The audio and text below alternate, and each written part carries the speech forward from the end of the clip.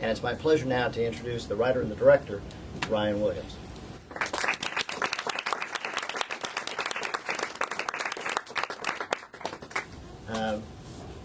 I'm going to let Ryan tell you about himself. I'll just ask some leading questions and we can go from there. When was the first time you were arrested? No. Ryan, tell us a little bit where you grew up, where you went to school, and things like that. Sure. I grew up in El Paso, Texas, and I was born and raised there. And I went to UT Austin for 2.5 years and then transferred to USC. So I graduated from the film school here at USC. Yeah. And has this always been a passion of yours when you were in El Paso? This is it, I've got to write, direct, I want to be part of a entertainment culture? You know, I started out in middle school. We had classes in middle school that were formed to have the kids create like a news program every day. So there were televisions in each classroom, and we would create like a 10-minute announcement program, which kind of, they had that in middle school and then in high school. So I was in that program, I guess, throughout middle school and high school. And so every day I was making videos and really more news stories, and I was drawn towards journalism.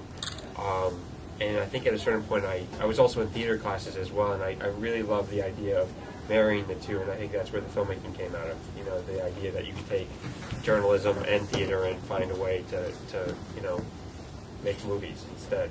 Was your first instinct that maybe you wanted to be an actor? Yeah, I love acting. I would love to continue acting.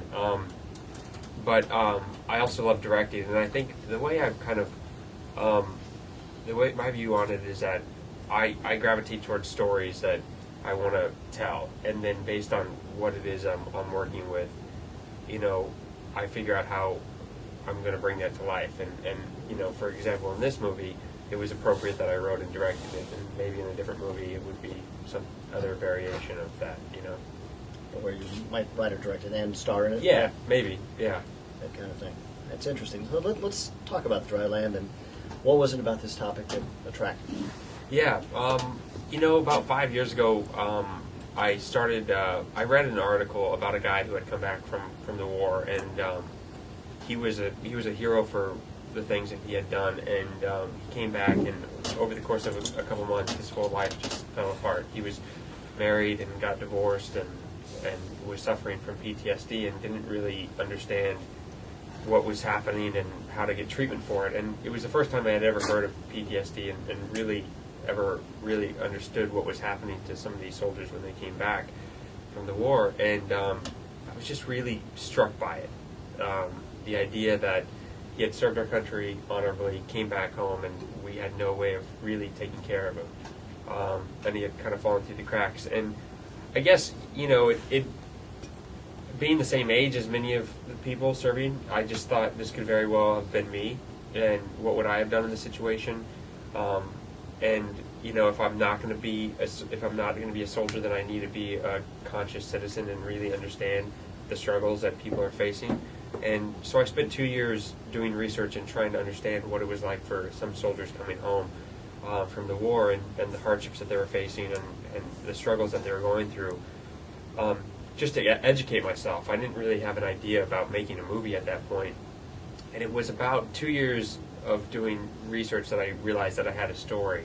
And so I spent another 1.5 years writing it. And over that course of over the 1.5 years, I would send the story to soldiers and get their feedback on the script, and send it to family members and get their advice and feedback, with the whole idea of trying to make it as accurate as possible, not only to the ideas that pertain to the military, but the feelings that that family members were going through, that best friends were going through when their friends would come home, and just trying to create this really raw character study about this one guy's life, and how his world was affected by the war, and how his family was affected by the war.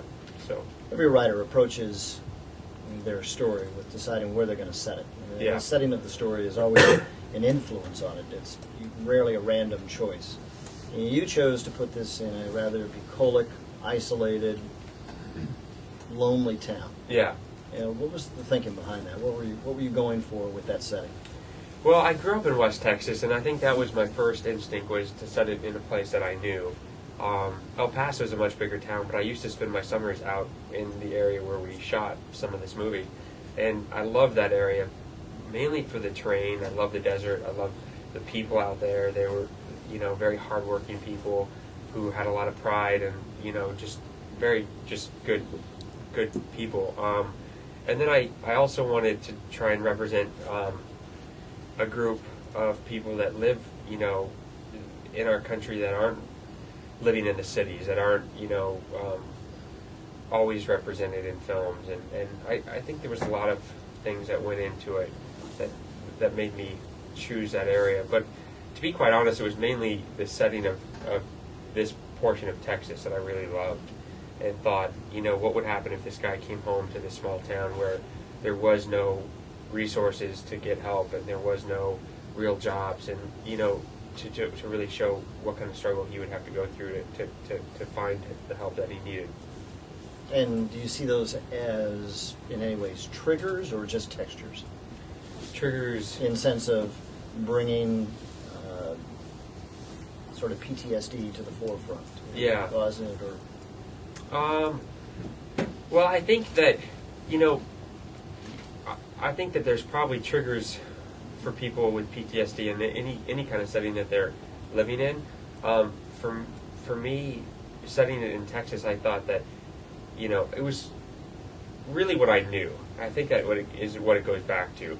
It's like, this is an area of Texas that I really knew, and so that's where I started. It's like, okay, I'll set it here. Now, what kind of struggles would this character face if he were to come home in this area, and was faced with not being able to get a job, and his father worked at a slaughterhouse, or father-in-law. So what, if you put him in that setting, then what would happen to him as a result of that? Well, the slaughterhouse is really what I've been circling around. Oh, well, then let's just talk about it. Okay. I was trying to... You got there. Yeah. So that's good. I mean, it's a rather graphic scene. I don't know if anybody was told about it up front in any way, shape, or form. But why? Well, when I was doing research for the movie, when I decided I wanted to write a story, I took a road trip around from New York to LA and just drove around the South, mainly. I followed the journey that the characters took from, El Paso to Walter Reed, that Raymond and James go on. But I also went down to Texas and scouted all kinds of different towns around the state. And I was, cattle is a big thing in Texas, and I thought, well, what if, the only job in this town was to, work at the slaughterhouse? There were other jobs that you could do, but one thing I found was that the oil industry in Texas had totally dried up, and a lot of people that were still working in the oil industry, they lost their jobs when the economy crashed. So I visited this one town, and this slaughterhouse was doing really well, and there weren't any other real... I mean, there were some jobs, but nothing that was really that great. And I thought, well, what if, Sarah's father had come to America, and started this company, and had asked James to work at the slaughterhouse once before, and James couldn't do it for his own, personal reasons, and had something he wanted to prove to his father-in-law by coming back and now saying he could work there, like he was man enough, if you will. So there are a lot of things that go into the slaughterhouse as why I think it's a metaphor for a lot of his own, the things that he's dealing with as a character, but it's also, a metaphor in the movie for war, and the idea that, as people, we don't, in living in the U.S., we have a very strong disconnect with how our food is processed. I don't know. I mean, I know. I grew up in Texas around this kind of stuff, but a lot of people don't understand how their food is processed, what really goes into killing a cow or raising a chicken and slaughtering it, and a lot of people don't know or want to know how wars are fought, and how messy that can be. And so I thought it was a good way to tie in some kind of feeling that people in the U.S. would relate to. The idea that, I don't know how my hamburger is cooked, just as much as I don't know what the soldiers are doing on a day-to-day basis fighting this war. So I'm curious about And it also serves as a trigger, for his PTSD. I mean, it brings back. Right. I think at that point in the movie, you see something in him change behind his eyes. That you can tell is a trigger that leads to different actions. When he gets home and there's that bathroom scene and there's other things that happen from there. But I'm curious. Every film and the making of the film has strange moments, things that you don't expect. What were some of the ones that, as you were letting the story begin to tell itself, that happened for you? Yeah. The whole movie was kind of a strange moment. A series of many strange moments, and I think that there was such synchronicity between all of the elements that kind of came together to make this movie happen. I mean, there were times where we would be up against a wall and have something that we thought we were going to shoot that day, or a location, or something would fall apart, or the camera would break down, and you would go, well, there goes the whole day, or I don't know how we're going to finish shooting in this location or whatnot. And for some reason that would actually be a benefit to us than a hindrance. And throughout the whole process, it worked that way. I mean, to the point where the main character, it started with finding Ryan, the guy that plays James. My casting director had told me about him in October of, I think it was, I'm going to get the dates wrong, but I think it was 07 or 08. And then it was 07, and then I didn't meet him until July of 08. And I had forgotten about him. I was looking for an A-list actor, and in order to help us get financing. But he ended up coming to a poker night at some friend's house. I didn't know him. He didn't know me. We didn't know that, we knew this mutual friend. And I had completely put him out of my mind. Like, my casting director had mentioned it to him, and I just kind of blew that whole idea off. And he sat right next to me at this poker night, and I told him, I knew who he was. I was excited to meet him, and I told him about the movie, and within 4 days I had cast him in the movie. But I went almost a year, trying to find somebody and not paying attention to this idea my casting director had. And then somehow we were brought together at this random poker night that neither of us were going to go to. But that's how the whole movie happened, to be honest. As it turned out, it was a good bet. It was a good bet, yeah. Well, I lost that night. No, you but won. I actually won. You won. Yeah. You won that night. You did win that night. Yeah. I'm going to just ask one more question, then I'm going to turn it over to everybody else who just looked at it.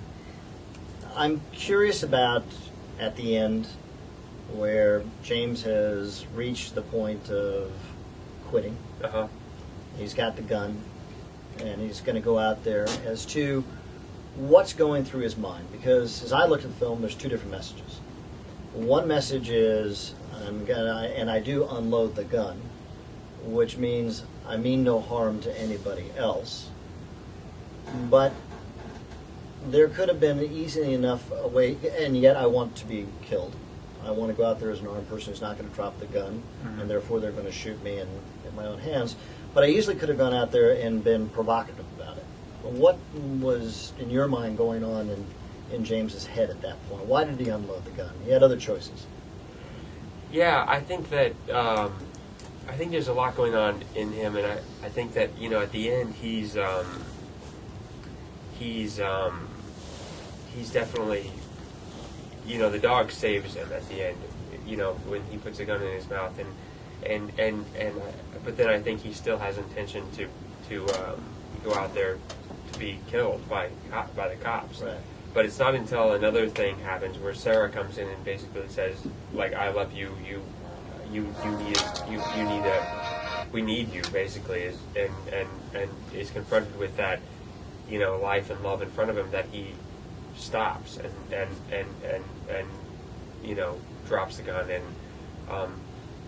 basically admitting that he needs help in that moment. So, does that answer your question? A little bit. It doesn't have to be answered, by the way. Okay. I mean, you can certainly, it's artistic choice. I think you can think a lot about. I mean, there's a lot of ways you can think about it, but I think that there's a lot going on in his mind, and I think there's an intention for him to not want to live anymore, but changes his mind, at the last minute.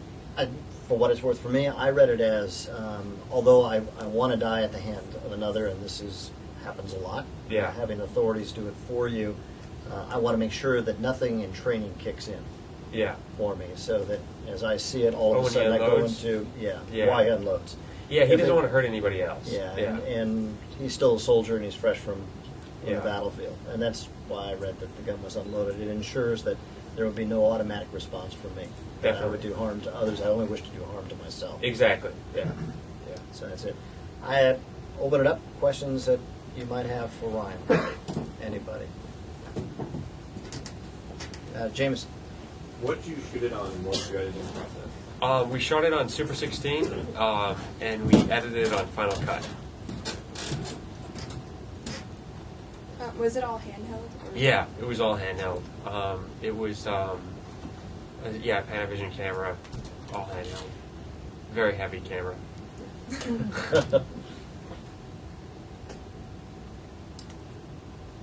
The guitar playing, was that something you just chose from a library, or did you have somebody score it out? Oh, no, that's a score.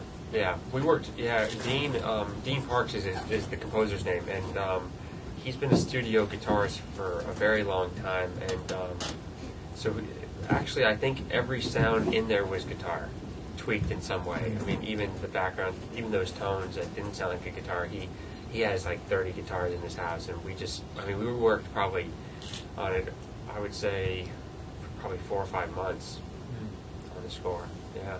Yeah, he did a great job. I'll let him know. Yeah, he's fantastic. I don't want to put, hang on just 1 second, I don't want to necessarily, what I'm about to say is a lie, because I'm going to do it, put the cadets from West Point on the spot. But I imagine that PTSD is something that is discussed at the academy. Am I right or am I wrong? We've had a couple classes on it. There's a whole class called PME Squared, like leadership, ethical development classes. And every once in a while we'll have things like suicide prevention, PTSD, but it's not. At least I've never really had anything singled out specifically on. Today we're gonna have a lecture on PTSD, but we have had training with it and made resources known. Mainly suicide prevention, but that was also incorporated. Yeah, mainly suicide prevention, like what he's saying, is what they mainly focus on at West Point. And but they do mention PTSD. So. And are they giving you, what am I looking for? Signals, signs, symptoms, and when they talk about suicide prevention? Yes, they do. Because we did have a problem with it last year, and we just Army-wide, they went over make sense of the program, make sense of the program with suicide prevention and stuff, and look for the signs, and that's also directly correlated with PTSD too. Ryan, you might want to talk about the Army. You just showed this to General Casey. Mm-hmm. Yeah, we showed it to a group of people last week in D.C. And General Casey was there, and some congressmen and women, and we had a great response. We had a very good response from them. He felt like it was a very honest portrayal of the experience, and thought it could help reduce the stigma, amongst soldiers and family members. We're doing this whole outreach program this summer where we're going to take the movie to different military communities and bases and have people from the VA come and speak after the screenings. So so we'll have a conversation like we're having now, but it won't just be about filmmaking. It'll be about people asking the psychologists from the VA questions about PTSD and things like that. So, because that's my goal with this film is to really have people talk about the issues that soldiers are facing. And for me, it's like I realize that this is one story, and it's a fictional story. But I hope that there's some universal ideas that can be taken from it and feelings that people can pull from it to really open up a broader conversation about the issues, Mm-hmm. That's great. You had a question, I'm sorry. Yeah, I was going to say, by Hollywood standards, it seemed like you really went out of your way to be apolitical and even especially respectful of the depictions of the military. Am I reading that right? Or oh yeah, definitely. Compared to other movies that cover Iraq, seem very, very distinct.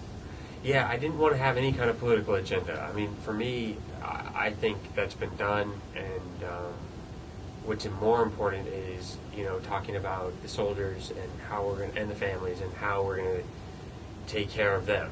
I mean, regardless of how I feel, we're still, in Afghanistan, still in Iraq. That is probably not going to change for a while. But what we can do that can change is the way that we treat the soldiers and the families coming home.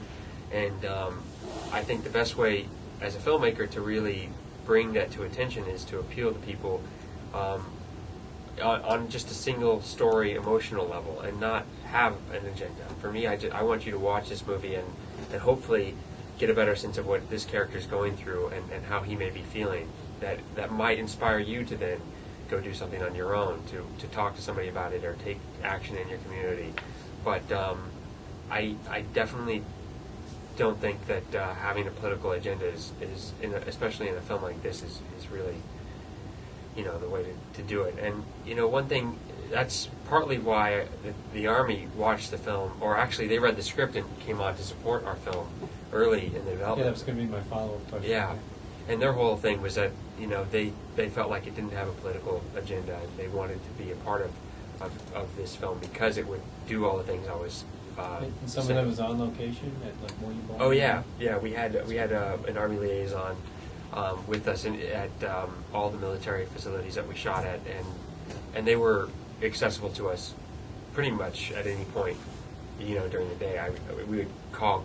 It was Lieutenant Colonel Greg Bishop, and we'd call him all the time, from set, asking him questions or beforehand.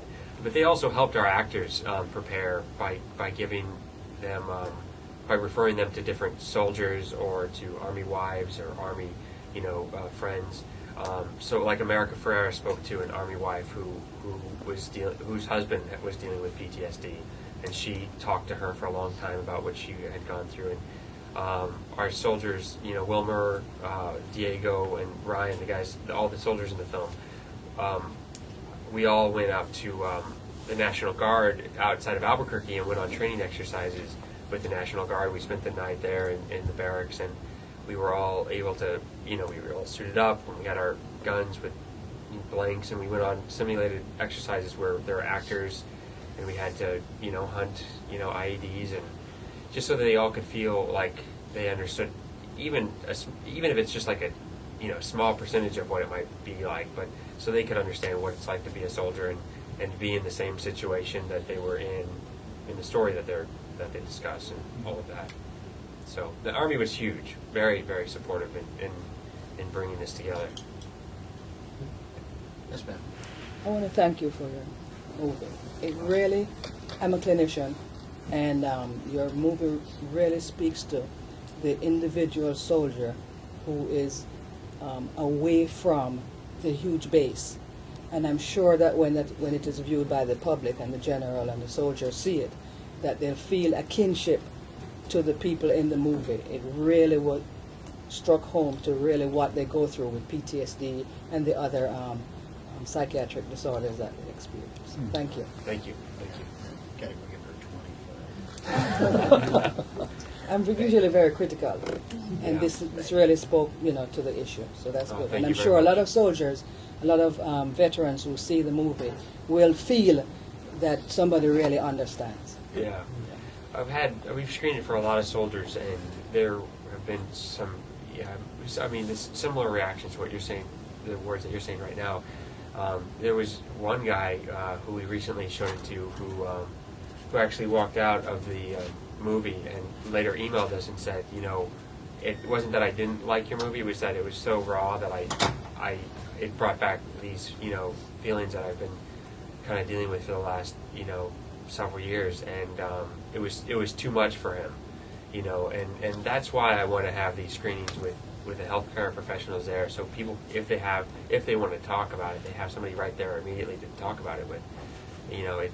It's I found that it really strikes a chord in people, and yeah, it's a difficult subject matter to discuss.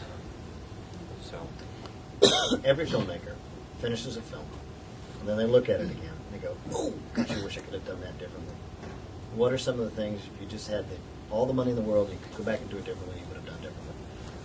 You know, I am very happy to say there's nothing I would change, and I'm really, really like hard on myself.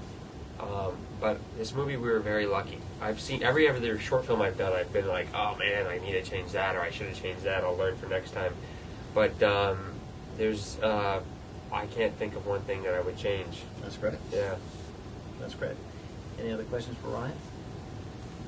What's the rain at the end kind of written in, or did it happen? Oh, I definitely read it in. Yeah. That was hard to shoot, but It looked like it was hard to shoot. yeah, it was very difficult to shoot. But the idea is, I wanted it to be, you know, the movie is called The Dry Land, and at the end, to really, I think his need is to be replenished, and he needs resources, he needs help, and to be fed, if you will. So the rain is a symbolic thing for, you know, cleansing. Yeah. You really went out of your way to show him taking his medicine in a lot of the scenes in the movie, and it sort of seems like it's running out in the end. Did you have any intentions with that you were supposed to pick up? Well, I think, you know, the idea is that James is a fighter, you know, and he the doctor gives him the medicine, and he thinks, if I take this medicine, I'm going to be all right, you know, and he misses his appointment, but I think that's for other reasons, you know, but he's diligent about that,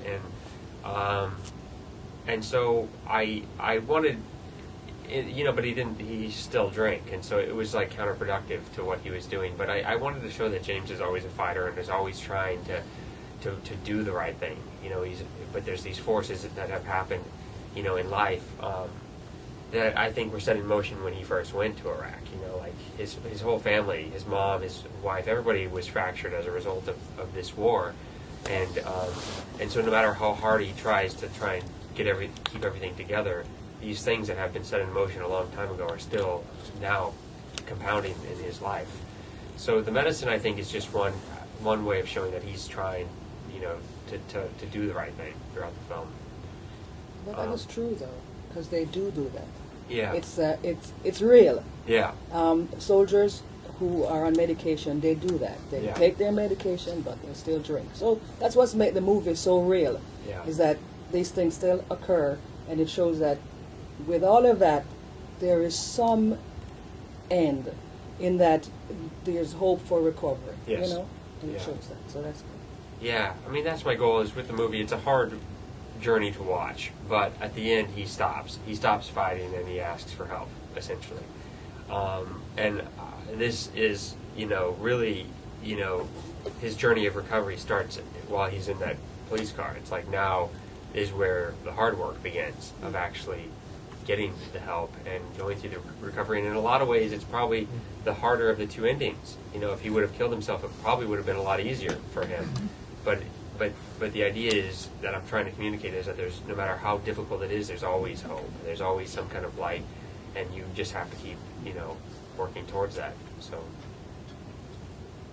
Is there one other question up here that I missed? Were there any like actual military people in the movie, like maybe just like a side actor that does a walkthrough or anything? Oh yeah, definitely. All like the William Beaumont when he goes to see the doctor, the nurse, she's a real nurse, and the receptionist was a real nurse, and then the lady at the gate was a real soldier. The people at Walter Reed, which wasn't really Walter Reed, there were some soldiers there. Those were all real soldiers. Anybody, I think, in uniform, and at the airport, all the people in uniform were real soldiers also. I think the only people that weren't real soldiers were the main actors. Yeah. Every time we would go to a community, we would reach out to the post there and ask them to, you know, see if anybody wanted to be extras in the movie and all of that. So. Let's give Ryan one more round of applause.